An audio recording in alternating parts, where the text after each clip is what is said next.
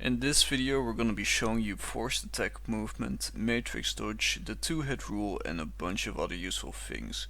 You don't have to be a pro to use this even if you're on the beginner side. It's useful to know these things. You're probably not a bad player, you just lack the knowledge that all duelers have built up on the epic launch. So we're going to show you what the good players are doing and how to copy them to give you the edge you need. So let's start with the matrix dodge. So there are two types of matrix dodges. You have the big one where you lean back and your character moves like the matrix. This is used to avoid weapon strikes. For the second matrix variant, where we crouch down and go either to the right or the left, we use this one to avoid jabs and kicks. Just crouch, move to the sides to avoid enemy jabs, and since we're already moving to the sides, we can quickly look to the sides to avoid the kickstone. Dodges. Don't use these too much, but also don't forget about them, because they are heavy on stamina. Use them only when you know you will be able to recover, or when you know you can avoid an attack from your opponent and punish them for it. Also keep in mind which class you're playing. A footman will have a much easier time dodging than for example a knight. Forced attack movement. So, when you attack in game, if moving backwards or sideways, on release phase of your attack you will commit your attack and launch you slightly forward. Keep this in mind, however there's one exception to this rule. When you move sideways and crouch and you attack, you won't move your character and it won't launch you forward. You won't actively use this in battle, but it's good to think about it now and then. Body manipulation. If you attack, you move your arms in that direction. Stabs will move your arms forward in a forward position. Attacks from the side will move your arms to the left or the right. Use this to avoid weapon strikes from places and use counters to safety combined with this to avoid attacks. The two-hit rule. If you attack an opponent twice with a combo and if they're a good enough opponent, usually they will have recovered and you should stop pressing forward and start moving back to punish his counter-offensive. Usually this is either a jab or a kick or an attack. Of course the opponent might be able to notice this and move backwards to recover, but recovering is better than getting pressured again. Tackle and sprint attacks. So, we're in a sprint, we can threaten the opponent into thinking we're going for a tackle, but we can also just make this into a regular attack with a bit more speed, coming into an enemy. Keep in mind this is risky to do, but use your own judgment. So, tackles work when you're in sprint mode. You can tell this by the two little arrows on your cursor. When you're in full sprint you can press the tackle or sprint button. Tackles and sprint are almost the same, except the tackle will roll your opponent and a sprint will do an attack with the weapon and do much more damage. If you get tackled you can move in all four directions, left, forward, right and backwards. You have a split second to decide since your opponent's strike is on its way. If you've gained any type of knowledge from this video, please do consider subscribing and leaving a like. It will help out a lot and will spread this to more people who need it. Thank you.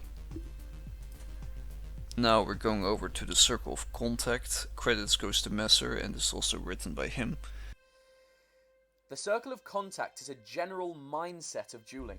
While I believe that fighting at both close and long range both have their place with longer and shorter weapons, the most effective distance to be from an opponent is where you can hurt them, but they can't hurt you. This sounds impossible, as unless your weapon is longer than your opponent's, how can you ensure that you're close enough to hurt them, but far away enough that you can backtrack and lean away from any blows without burning away all your stamina by dashing? A longsword's length from an opponent is optimal for almost all fighting. The reason for this is, say for the war club, most weapons faster than it are too short, and weapons longer than it are too slow.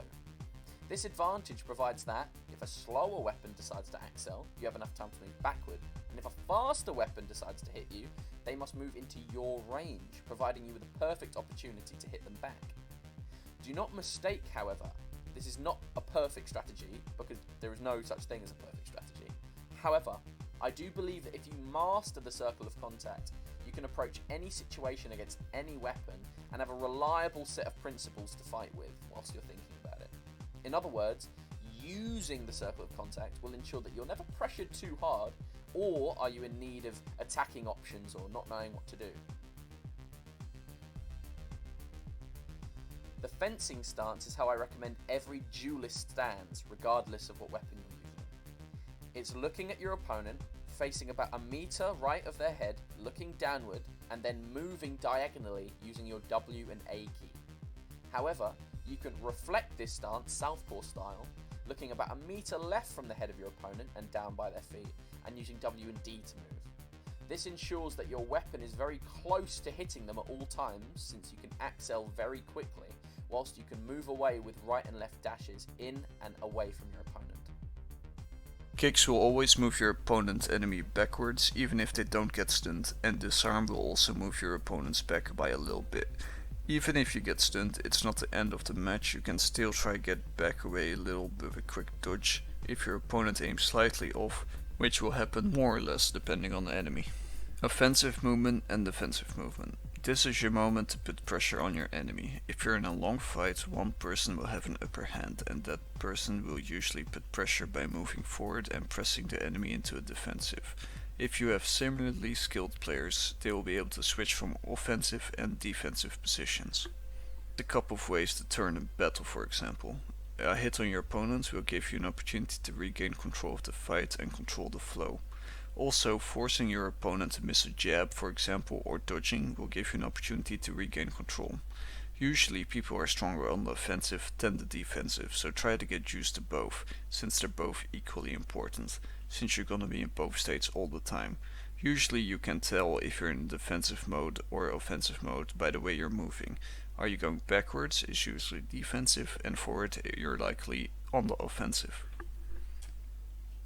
Thank you all for watching the video. Hopefully you learned something you didn't know before about movement. I also have 3 more videos on the way in my new series all about Chivalry 2. You can watch some of my older videos, some things might be a bit older but should still be useful. Thank you for watching, see you later.